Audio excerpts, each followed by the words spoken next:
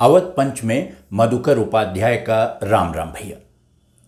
आज बात तनख्वाह की कर लेते हैं। एक ऐसा मौका आ गया है कि तनख्वाह पर बात कर लेनी चाहिए, क्योंकि आम तौर पर तनख्वाह एक ऐसा संवेदनशील विषय है जिसके बारे में लोग बात करना चाहते ही नहीं हैं। जिनको तनख्वाह मिलती है, जो कहीं काम कर रहे हैं और उसके एवज में उन्हें वेतन मिलता है, उनकी तो एक समस्या है ही है। जिनको नहीं मिलती उनकी भी समस्या रहती है। जिसको मिलती है उसे लगता है कि जो कुछ मिल रहा है वो बहुत कम है, इतने में कुछ हो नहीं सकता, बढ़ जानी चाहिए तनख्वाह। बल्कि एक साहब तो मजाक में कहा करते थे कि उनकी तारीफ बहुत होती है दफ्तर में। लोग कहते हैं कि साहब आपके जैसा काम करने वाला व्यक्ति तो आया ही नहीं कभी इस ऑफिस में। उनको इतनी खीज होती थी इस बात से कि वो उनका मन होता था कि जाकर अपने अफसर से कह दें कि भाई इज्जत थोड़ी कम कर दो, तनख्वाह बढ़ा दो। क्योंकि इज्जत से रोटी नहीं चलती, इज्जत से मकान का किराया नहीं अदा होता, इज्जत से दूध वाले को पैसे नहीं दिए जा सकते। तनख्वाह बढ़ जाए तो कुछ बात और हो। अब तनख्वाह का मसला ये है कि बहुत सारे इलाकों में तनख्वाह के बारे में लोग बात नहीं करते। वो चर्चा में आती ही नहीं, वो बात अंदर ही रह जाती है। लेकिन उत्तर प्रदेश में और ख़ास तौर पर अवध के इलाके में तो तनख्वाह जानना, पूछना, बताना शगल है लोगों का। आमतौर पर आप किसी से मिलेंगे, 4 वाक्य के बाद 5वां वाक्य वो आपकी तनख्वाह पूछ लेगा। आमदनी कितनी है, कितना मिलता है। और इसमें आप झूठ बोलकर या बचकर निकलने की लाख कोशिश कर लें, वो घेर कर और 20 तरह से एक ही प्रश्न पूछकर जब तक वो संतुष्ट नहीं होंगे तब तक सवाल पूछते रहेंगे और अंततः आपको हार मानकर बताना ही पड़ेगा कि आपका वेतन कितना है। उसी उत्तर प्रदेश में, उसी अवध के इलाके में एक वाकया हुआ। अभी मैं उसका जिक्र करूंगा, लेकिन मैं रहीम दास जी जो कहते थे कि तनख्वाह एक ऐसा विषय है जैसे प्रेम है कि वो अंदर ही रहे तो अच्छा है। आपके मन में जो कष्ट है वो अंदर ही रह जाए, क्योंकि रहीमन निज मन की व्यथा मन ही राखो गोए, और सुन इठलई हैं लोग सब बांट न लई हैं कोई। रहीम दास जी को तनख्वाह मिलती थी, वो तो बड़े भारी मुलाजिम थे, बहुत रसूख वाले आदमी थे, बहुत इज्जत थी उनकी समाज में भी और दरबार में भी, और कवि तो बहुत नायाब वो थे ही। तो रहीम दास जी को भी ये एहसास हुआ कि कुछ चीज़ें लोगों से बांटनी नहीं चाहिए। अपने अंदर की बात, अंदर की पीड़ा, अंदर की व्यथा अंदर ही रख लेनी चाहिए, क्योंकि जिसको आप बताएंगे वो कोई खुश नहीं होगा, उस पर वो इठलाता घूमेगा। और बांटने की बात जब आएगी कि कोई मदद कर दे, हाथ बढ़ा दे, बिल्कुल नहीं होगा। तो रहीमदास जी कह गए थे, लेकिन उनके बावजूद उत्तर प्रदेश के लोगों की ये सिफत कि तनख्वाह पूछ लें आपसे, ये कभी गई नहीं। उसी उत्तर प्रदेश में राष्ट्रपति जी पहुंचे, रामनाथ कोविंद जी। उन्हें वहीं के रहने वाले हैं, कानपुर के इलाके के। तो उन्होंने कहा कि वो बहुत बहुत सहज सरल व्यक्ति हैं कोविंद जी। उन्होंने कहा कि मैं अपने गांव हवाई जहाज़ से नहीं जाऊंगा, अपने गृह नगर हवाई जहाज़ से नहीं जाऊंगा, मैं रेलगाड़ी से जाऊंगा। उस दौरान लोगों से मुलाकात भी होगी, उनकी बातचीत भी उनसे हो पाएगी और मैं उनकी व्यथा समझ सकूंगा। ऐसा होता नहीं है। राष्ट्रपति का जो अमला होता है, वो जब रेलगाड़ी उनकी चलती है तो उसके कई कई घंटे पहले तक दोनों तरफ की गाड़ियां रोक दी जाती हैं और किसी से मुलाकात होने का प्रश्न ही नहीं होता। उनके डिब्बे में दाखिल होना तो सपना है, वो तो हो ही नहीं सकता। लेकिन राष्ट्रपति जी का आग्रह था कि वो रेलगाड़ी से जाएंगे, तो वो रेलगाड़ी से कानपुर गए। उसी कानपुर में झींझक एक जगह है, वहाँ एक भाषण दिया उन्होंने। अब एक तो उत्तर प्रदेश की रवायत, तनख्वाह पूछने का मसला, और दूसरा ये कि राष्ट्रपति जी की स्वभाव की सरलता। उन्होंने, किसी ने उनसे पूछा नहीं, और पूछता भी कौन, राष्ट्रपति से उनका वेतन कौन पूछता। लेकिन राष्ट्रपति जी ने स्वयं अपने आप ही झिझक में ये बात कह दी। उन्होंने कह दिया, साफ साफ एक भाषण में कहा कि मैं इस सरकार का सबसे ज्यादा वेतन पाने वाला कर्मचारी हूं, मुझे 5 लाख रुपए तनख्वाह मिलती है, लेकिन मेरे हाथ में क्या आता है, क्योंकि 2.25 लाख रुपए तो टैक्स में कट जाते हैं, बचता क्या है। फिर उन्होंने कहा कि मेरे अधीनस्थ जितने कर्मचारी हैं उनमें से कई की तनख्वाह और उनकी बचत मुझसे अधिक है। और फिर उनकी नजर पड़ी सामने बैठे लोगों पर। वहां कुछ महिलाएं अध्यापिकाएं बैठी थीं। उन्होंने कहा कि इन अध्यापिकाओं की महीने की बचत मेरी बचत से ज्यादा होती है। अब राष्ट्रपति जी ने अपनी स्वभाव की सरलता की वजह से ये बातें कह दी, लेकिन कह दी तो फिर लोग ले उड़े। इस पर इतना हंगामा। पहली बात तो ये कि उन्होंने अध्यापकों के वेतन के बारे में टिप्पणी कैसे की और महिलाओं के बारे में कि उनकी बचत ज़्यादा हो रही होगी, ये क्यों कहा। राष्ट्रपति के वेतन की तुलना एक अध्यापक के वेतन से क्यों की, ये तो एक मसला था। दूसरा, तमाम आलोचक अचानक पैदा हो गए जो कहने लगे कि राष्ट्रपति जी के मुंह से इस तरह की बात शोभा नहीं देती। इससे पहले किसी राष्ट्रपति ने अपनी तनख्वाह नहीं बताई किसी को, किसी ने उसको सार्वजनिक किया ही नहीं। यह पहली बार हुआ है इतिहास में कि एक राष्ट्रपति ने स्वयं अपने मुंह से अपना वेतन और अपनी पीड़ा सार्वजनिक रूप से बयान कर दी। तो अब होगा क्या? विवाद जब चलता है तो आंधी तूफान की तरह चलता है। उसके फिर लोग ये नहीं देखते कि उस विवाद में सच्चाई कितनी है, उस बयान के कितने अर्थ निकाले जाएंगे, क्या होगा, उन्हें इससे कोई मतलब नहीं होता। लोग तो यहां तक कहने लगे कि राष्ट्रपति जी ने गलत बयानी की, झूठ बोल दिया, क्योंकि राष्ट्रपति का वेतन तो कर मुक्त होता है, उस पर टैक्स लगता ही नहीं। तो राष्ट्रपति जी ने कहा कि 5 लाख में से 2.25 लाख मैं कर देता हूं, यह तो हो ही नहीं सकता। अब आप किताबें खंगालिए। जो पहली 2-3 चीजें मैं स्पष्ट कर देना चाहता हूं और बताना चाहता हूं कि राष्ट्रपति जी कितने साफ छवि वाले व्यक्ति हैं और उन्होंने जो कहा वो कैसे सही है या कैसे सही हो सकता है। राष्ट्रपति ने जब कर देने की बात की तो किताबों में, और जहां राष्ट्रपति का वेतन जिस कानून के तहत तय होता है उसमें साफ साफ लिखा है, पहले उनको 50,000 राष्ट्रपति को तनख्वाह मिलती थी, 50,000 रुपए, फिर वो बढ़ा के 1.5 लाख हुई और उसके बाद एक और संशोधन हुआ जिसमें वो तनख्वाह 5 लाख रुपए महीना कर दी गई। उस पूरे कानून में ये कहीं नहीं लिखा है कि राष्ट्रपति का वेतन कर मुक्त होगा, यानी राष्ट्रपति कर देंगे जैसे सामान्य कोई अन्य नागरिक देता है। अंतर कहां है जो लोग नहीं समझ रहे, वो ये अंतर है कि राष्ट्रपति के कर्मचारी उनको नहीं माना जाता। ये एक मान का पद है राष्ट्रपति का, और इसलिए अगर आप कर्मचारी नहीं हैं, एम्प्लॉय नहीं हैं, तो आपकी सैलरी भी नहीं है। कर्मचारी को वेतन मिलता है, अगर आप कर्मचारी नहीं होंगे तो क्या मिलेगा? तो 5 लाख रुपए किस तरह मिलते हैं राष्ट्रपति को?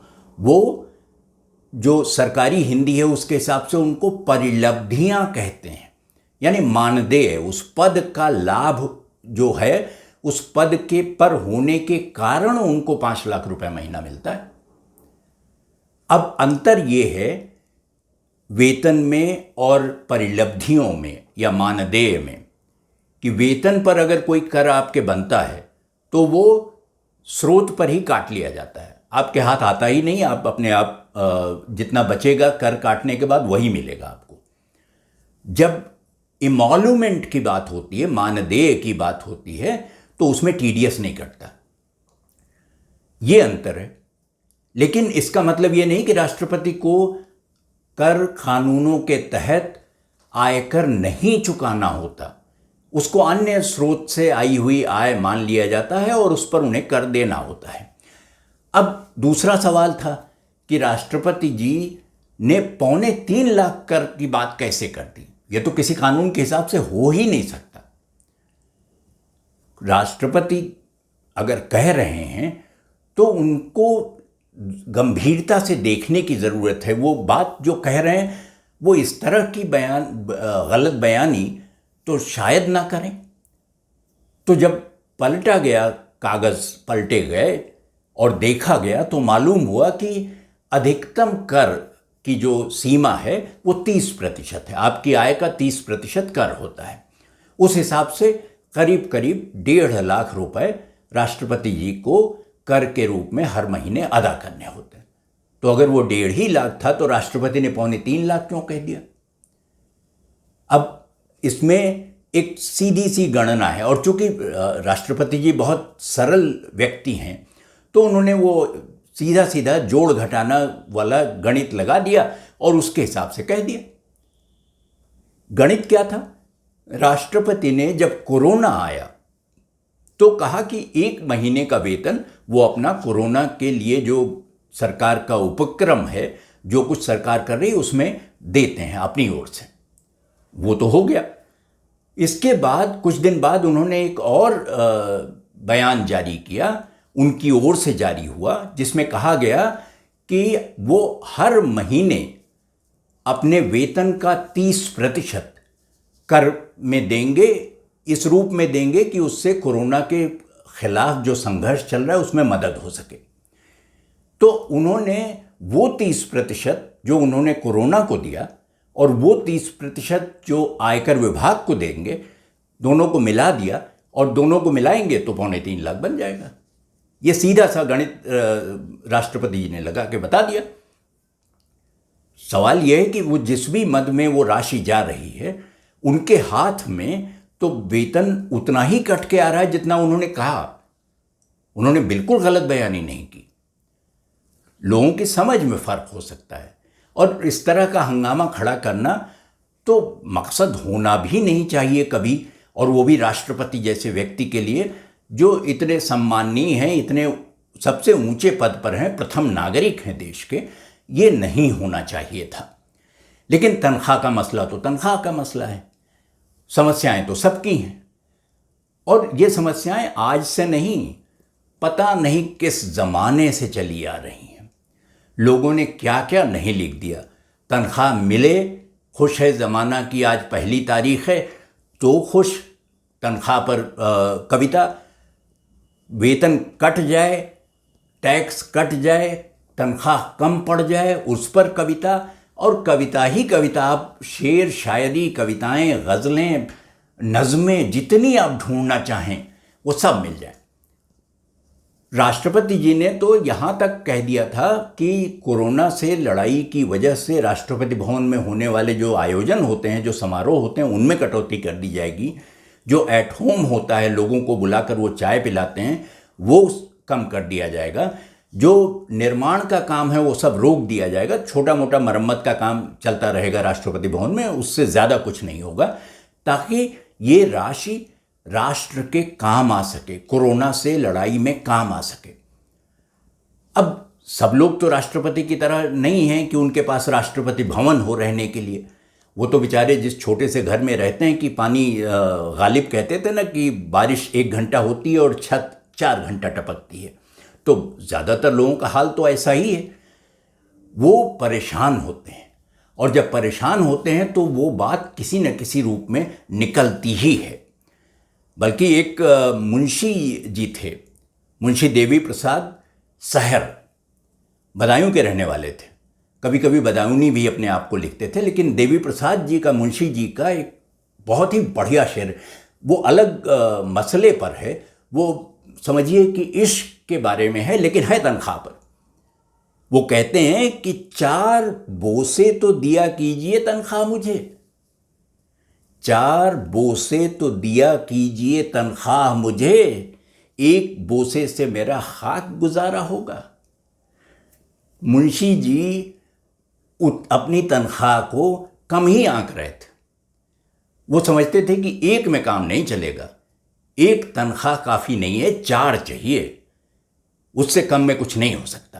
क्योंकि जीशान साजिद का एक शेर है, जीशान कहते हैं कि हम अपने दिल के शौक भला क्या निकालेंगे, हम अपने दिल के शौक भला क्या निकालेंगे, तनख्वाह में तो सिर्फ किराए निकल गए।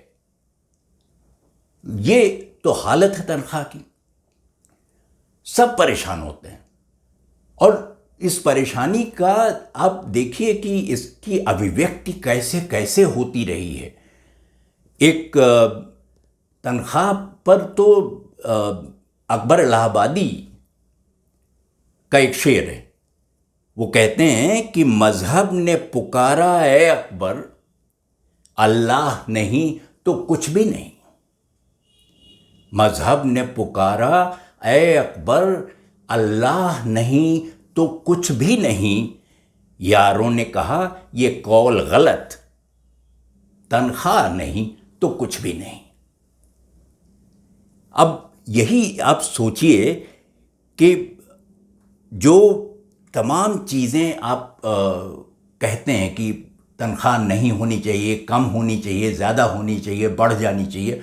कम होने की बात तो खैर शायद ही कोई करता हो, मजबूरी में कह दिया जाए कि आपकी तनख्वाह इतनी कम कर दी जाएगी क्योंकि मंदी आ रही है, क्योंकि लोगों के पास पैसे नहीं हैं तनख्वाह देने के, तो अलग बात होती है। लेकिन आप अगर राष्ट्रपति को राष्ट्रपति मानेंगे तो आप सवाल उठा सकते हैं। आप राष्ट्रपति को आम इंसान मानेंगे तो ये प्रश्न राष्ट्रपति पर भी तनख्वाह का उसी तरह लागू होगा जैसा किसी आदमी पर लागू होता है। और इसलिए मैं समझता हूं कि राष्ट्रपति जी ने झिझक में जो कहा वो उनके मन की पीड़ा थी। उनको भी यही लग रहा था मुंशी जी की तरह कि एक बोसे से मेरा खाक गुजारा होगा, इतना तो उसमें से कट जा रहा है, कुछ बढ़ा दीजिए। शायद वो ये तो नहीं कह रहे थे कि आप मेरा वेतन बढ़ा दीजिए, मेरा मानदेय बढ़ा दीजिए, लेकिन वो कह रहे थे कि ये कम बहुत है, हाथ में बहुत कम आता है। तो आप रेत के किनारे खड़े हों, नदी के किनारे खड़े हों और दोनों हाथों में रेत उठाए रहें, लेकिन शाम को घर लौटें तो पता लगा उंगलियों के पोरों से सारी रेत या ज़्यादातर रेत नीचे गिर गई है, आपके हाथ तो कुछ आया ही नहीं। ये तकलीफ़ आम लोगों की भी है और राष्ट्रपति की भी है। ये जो भी लोग कहते हैं कि राष्ट्रपति को ऐसा नहीं बोलना चाहिए था, वो शायद राष्ट्रपति को आम मनुष्य से अलग मानते हैं।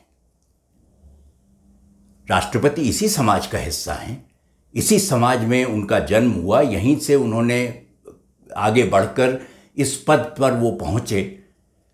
तो उनको आप असामान्य, असाधारण महापुरुष क्यों बनाना चाहते हैं? वो जितने सरल व्यक्ति हैं उनको सरल रहने क्यों नहीं दिया जा सकता? ये बहुत ज़रूरी है कि हम ये समझें कि तनख्वाह एक गंभीर मसला है, एक संवेदनशील विषय है और इसको लेकर वो चाहे आम आदमी हो, चाहे छोटे से दफ्तर में काम करने वाला कर्मचारी हो, जो बॉस की झाड़ इसलिए सुन लेता है, उसकी डांट इसलिए सुन लेता है कि कहीं ऐसा ना हो कि वेतन में कोई कमी आ जाए या वेतन किसी तरह बढ़ जाए, इस उम्मीद में तारीफ करता है बॉस की, और या राष्ट्रपति हो। तनख्वाह तो तनख्वाह है, आप उसका नाम बदल दीजिए तो शेक्सपियर तो कही गए, बदल लीजिए, नाम में क्या रखा है। तो आज अवध पंच में इतना ही। अगले अंक में भेंट होगी, तब किसी और विषय पर चर्चा करेंगे। तब तक आप अवध पंच देखते रहिए और लिखिए awadhpanch@gmail.com पर। आपकी प्रतिक्रियाओं से हम कोशिश करेंगे कि अपने कार्यक्रम को बेहतर बना सकें, आपके लिए उपयोगी बना सकें। तो अगले अंक में आपसे भेंट हो, तब तक के लिए अनुमति दीजिए। राम राम भैया।